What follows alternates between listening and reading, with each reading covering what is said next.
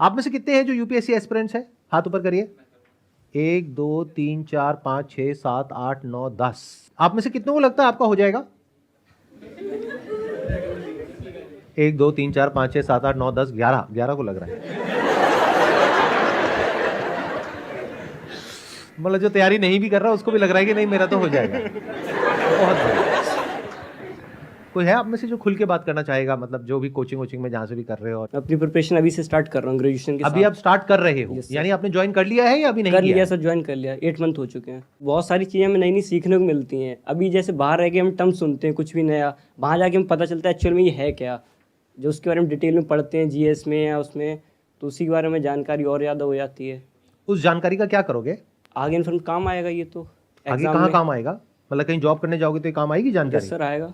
If you are an aspirant for 4 years 5 years 6 years, उसके बाद में आप कहीं जॉब करने के लिए जाते हो और बोलते हो कि मेरे पास में जानकारी है, तो क्या जॉब मिल जाएगी आपको?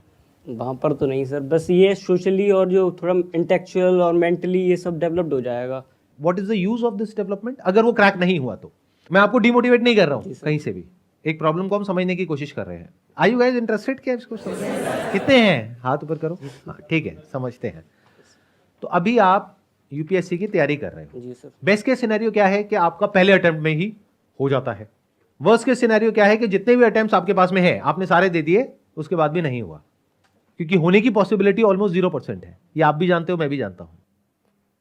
मैं आपसे ना कुछ बेसिक से क्वेश्चंस पूछ रहा हूं, आपके ऊपर है आप उसका जवाब देना चाहते हो या नहीं चाहते हो। बट इस क्वेश्चनिंग से क्या होगा कि एटलीस्ट आपकी जो क्रिटिकल थिंकिंग है वो डेवलप होगी, not just information which is feeded in your brain जिसका आपको लग रहा है कि कोई यूज है। तो बेस्ट केस सिनेरियो ये है कि अगर आपका हो गया तो बहुत ही बढ़िया है, नहीं हुआ तो क्या प्लान है? अभी सर बैकअप कुछ सोचा नहीं है, अभी कॉन्फिडेंस है कि हो जाएगा सर। कॉन्फिडेंस है कि हो जाएगा? वो Yes, तो sir. अभी यहाँ पे 10 लोग तैयारी कर रहे हैं यूपीएससी की, उनमें से 11 को कॉन्फिडेंस है कि उनका हो जाएगा। सर अटेम्प्ट हुआ नहीं, लेकिन अंदर से अभी तो आ रहा है कि हो जाएगा। आप मुझे ये बताओ कि ये आपने किया क्यों, ज्वाइन क्यों किया है? लोगों के लिए काम, मतलब वेलफेयर का भी काम कर सकते हैं, जो लोगों को ज़रूरत है। जैसे मेट्रो स्टेशन पे देखो तो देखता हूँ मैं भी, जैसे जाता हूँ कोचिंग रास्ते में, कि लोग भीख वगैरह, यहाँ पे बैगिंग का काम बहुत ज़्यादा है दिल्ली में, इतना मेरे यहाँ वहाँ नहीं होता है, तो यहाँ के लगता है बोले इसका भी कुछ सोल्यूशन होना चाहिए। ये गलतफहमी हमारे माइंड में कहां से आ गई है कि हम कुछ भलाई करना चाहते हैं तो उसका ये रास्ता है? मुझे ये बताओ कि कौन सा ऐसा इंसान है जो भलाई नहीं कर रहा है? Give me one category of people who are doing something legal. Illegal की बात छोड़ देते हैं, ध्यान से सुनना मैंने क्या कहा।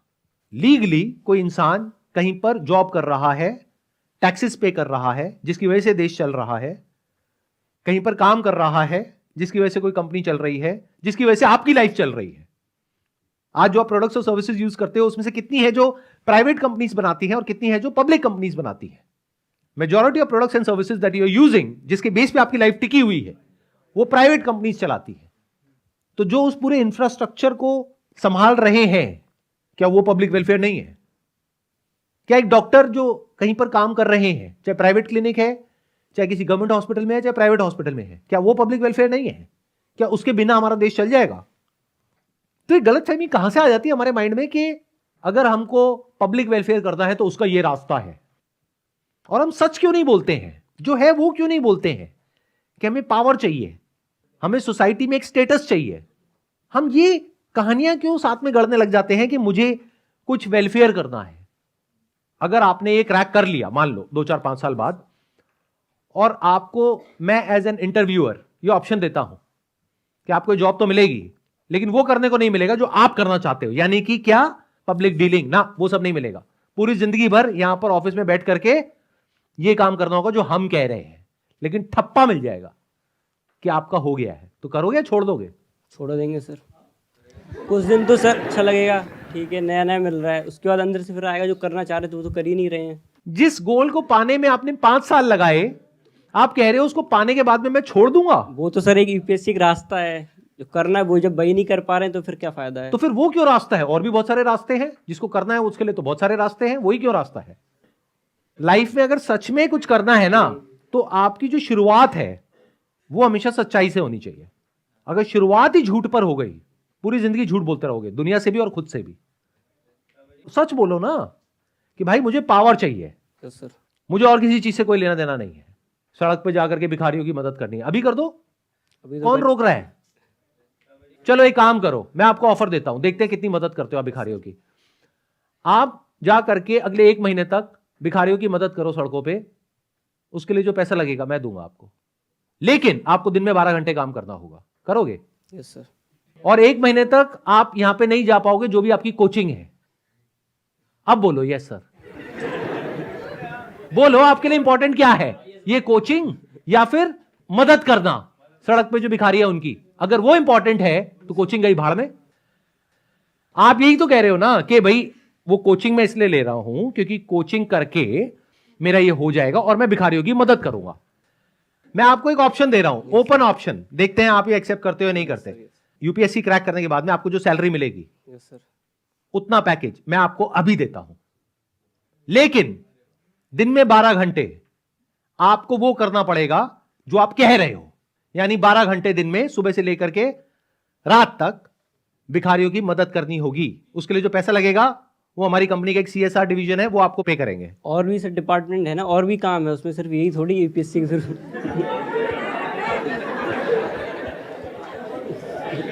जैसे और कौन सा डिपार्टमेंट है? और भी एक मिनट सुनो सुनो सुनो। हाँ, और भी लोग हैं जरूरतमंद जिन्हें, ये जरूरी नहीं है भिखारी, और भी लोगों का है। नहीं, भिखारियों को आपकी जरूरत है या नहीं है? भिखारियों के लिए आपको उन्हें कुछ तो करना है नहीं करना उन्हें है? है सर, और भी है ना। देखो और भी तो फिर और तो बहुत कुछ है, सबका तो आप मदद कर भी नहीं सकते, एक जिंदगी कम पड़ जाएगी। एक जिंदगी में एक कैटेगरी को आपको चूज करना होगा जो आपके लिए सबसे इंपॉर्टेंट है, उसको जो आपको मदद करनी है वो मुझे बताओ किसको करनी है। और मैं आपको ये कह रहा हूं, ये कोचिंग वोचिंग छोड़ो, आपको जो करना है 5-10 साल बाद वो अभी करो और फ्रीली करो।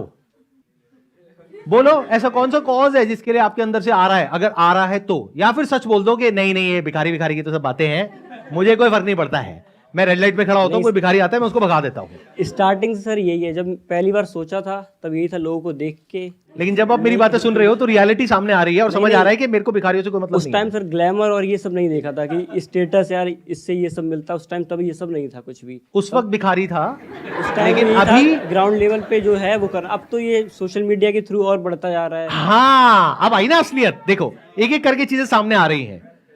सोशल मीडिया पे आपको कुछ ऐसे लोग दिख रहे हैं जिनको देख करके आपके माइंड में एक इमेज बनी हुई है कि अगर मेरा ये हो गया तो मेरी भी ऐसी लाइफ होगी, और वो लाइफ कैसी है जो आपको दिखाई जा रही है, जो एक्चुअल में नहीं है, और वो दिखाना भी सही नहीं है।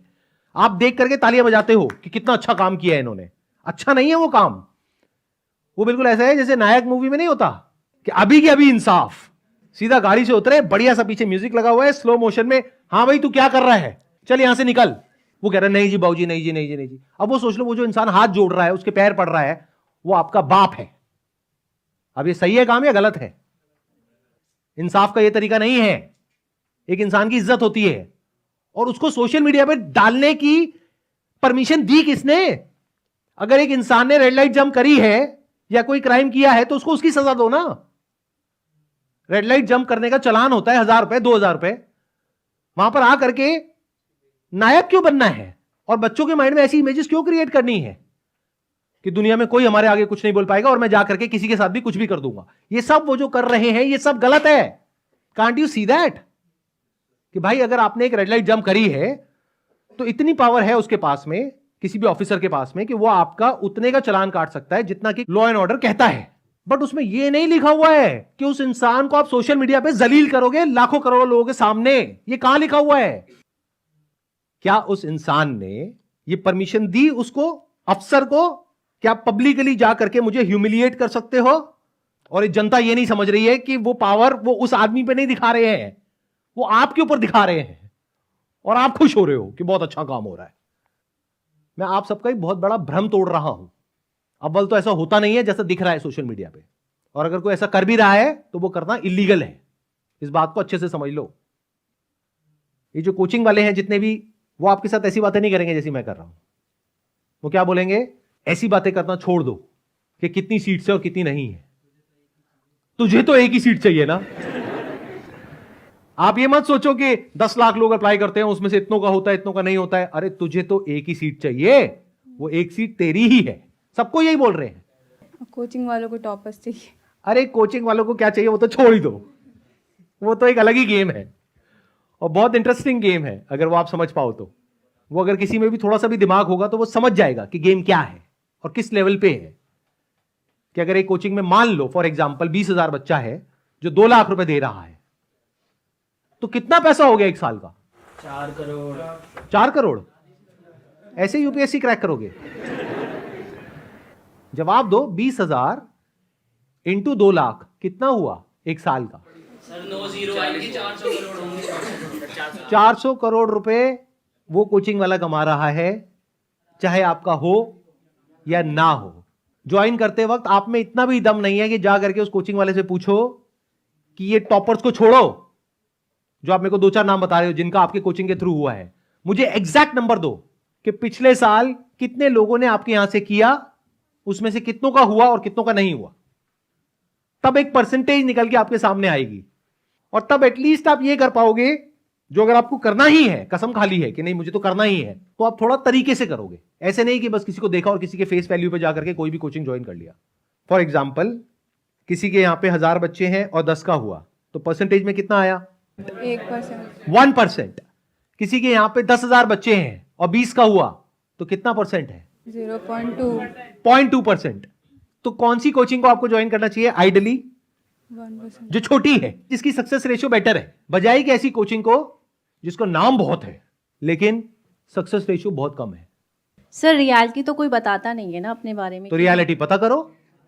क्या ये स्किल हमारे अंदर होनी चाहिए या नहीं होनी चाहिए? होनी इंपॉर्टेंट है चाहिए। या नहीं है? होनी चाहिए। देखो कोई आपको रियलिटी नहीं बताएगा। इस गलतफहमी से बाहर आ जाओ कि कोई आपको रियलिटी बताएगा। इसको छोड़ो, कोचिंग को। दुनिया में कहीं भी कोई भी आपको रियलिटी नहीं बताएगा। वो पता करना आना चाहिए। हाँ जी। आप उनसे बात कर सकते हो कि मेरे को रेफरेंसेस दो कुछ ऐसे लोगों के जिनका नहीं हुआ है। सही क्वेश्चन पूछना तो सीखो। हम जाकर के वहां पे क्या कहेंगे कि हमें रेफरेंस दो ऐसे किसी का जिसका हो गया है, क्या मैं उनसे बात कर सकता हूं आपकी कोचिंग को ज्वाइन करने से पहले? और वो पहले ही तैयार है इस क्वेश्चन के लिए। वो कहेंगे आगे एक और बेवकूफ, लो करो बात।